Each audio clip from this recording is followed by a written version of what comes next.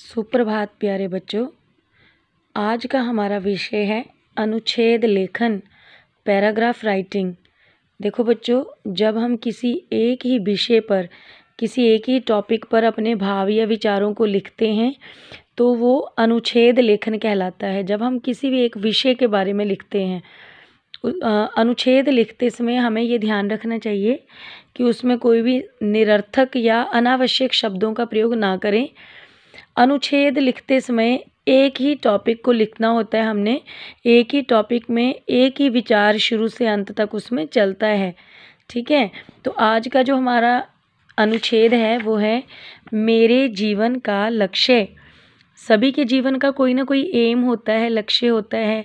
आपके जीवन का भी होगा, है ना। तो उसी लक्ष्य के बारे में, उसी एम के बारे में हमने लिखना है। जैसे ये आपकी बुक में एक एग्जाम्पल दिया हुआ है, मेरे जीवन का लक्ष्य। आप यहाँ पे अपने अकॉर्डिंग चेंज भी कर सकते हो। अगर आपके जीवन का कोई और लक्ष्य है, आप कुछ और बनना चाहते हो, तो आप उसको अपने तरीके से, अपने उसके अकॉर्डिंग बदल सकते हो। तो देखिए, मैंने अनेक बार अपने जीवन के लक्ष्य के बारे में गंभीरतापूर्वक विचार किया और अंत में इस निष्कर्ष पर पहुँचा कि मैं बड़ा होकर डॉक्टर बनूँगा।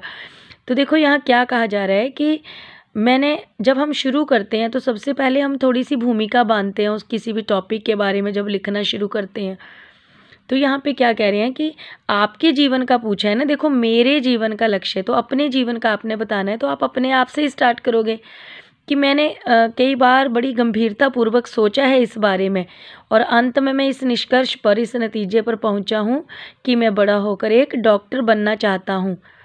इतने वर्ष से स्वतंत्र हो जाने के बाद आज तक भी हमारे देश में चिकित्सा सुविधाओं का अभाव है। चिकित्सा सुविधाएं मतलब मेडिकल फैसिलिटीज़। कहते कि देश को आज़ाद हुए कितने साल हो गए हैं, लेकिन अभी भी हमारे देश में मेडिकल की जो चिकित्सा की जो सुविधाएं हैं उनकी कमी है। प्रतिवर्ष लाखों बच्चों की मौत अनेक संक्रामक रोगों और कुपोषण के कारण हो जाती है।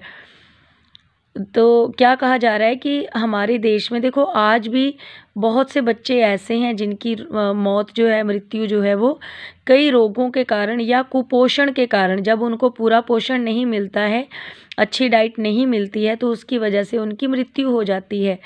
अतः ऐसी कठिन परिस्थितियों से लड़ने तथा इस क्षेत्र में अपना योगदान देने के लिए ही मैंने यह लक्ष्य निर्धारित किया।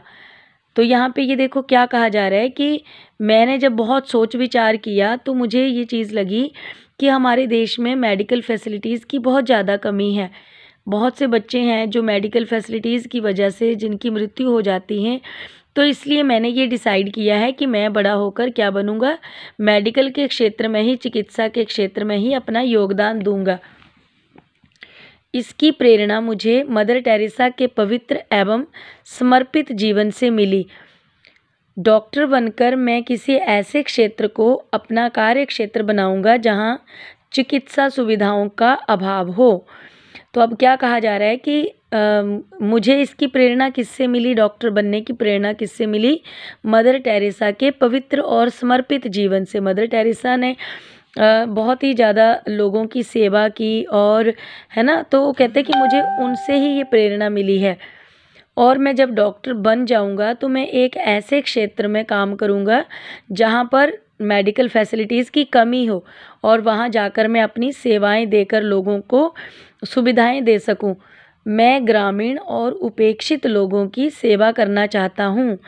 जो लोग गांव में रहते हैं या जो उपेक्षित हैं, जिनको प्रॉपर फैसिलिटीज़ नहीं मिलती हैं, मैं लोगों की सेवा निस्वार्थ भाव से करूंगा। मतलब मैं बिना किसी स्वार्थ के उनकी सेवा करूंगा। मैं बाल एवं शिशु रोग विशेषज्ञ बनकर बच्चों को स्वस्थ एवं सशक्त बनाने के लिए प्रयास करूंगा। तो क्या कहा जा रहा है कि मैं बड़ा होकर कौन सा डॉक्टर बनूंगा? बच्चों का डॉक्टर। बाल एवं शिशु रोग, जो बच्चों के और छोटे बच्चों के रोगों के बारे में जो उनके एक्सपर्ट होते हैं, जो उनके विशेषज्ञ होते हैं, तो वो बनूंगा मैं।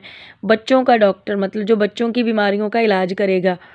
मेरे जीवन का यह लक्ष्य कठिन अवश्य है लेकिन असंभव नहीं।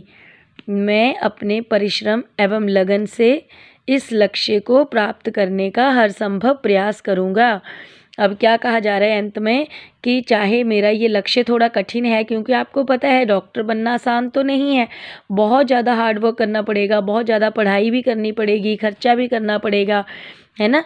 तो वो कह रहा है कि मेरा ये लक्ष्य कठिन ज़रूर है, लेकिन मैं अपनी मेहनत से और लगन से एक दिन अपने इस लक्ष्य को प्राप्त कर लूँगा। पूरी कोशिश करूँगा कि मैं इस लक्ष्य को प्राप्त कर सकूँ। तो ये तो था कि अगर आपका ये बच्चे का, जैसे इसने बोला है कि मेरा लक्ष्य है डॉक्टर बनना, अगर आपको कुछ और लगता है, अगर आप कुछ और बनना चाहते हो तो आप उसके बारे में भी लिख सकते हो, है ना। तो आज के लिए बस इतना ही। धन्यवाद।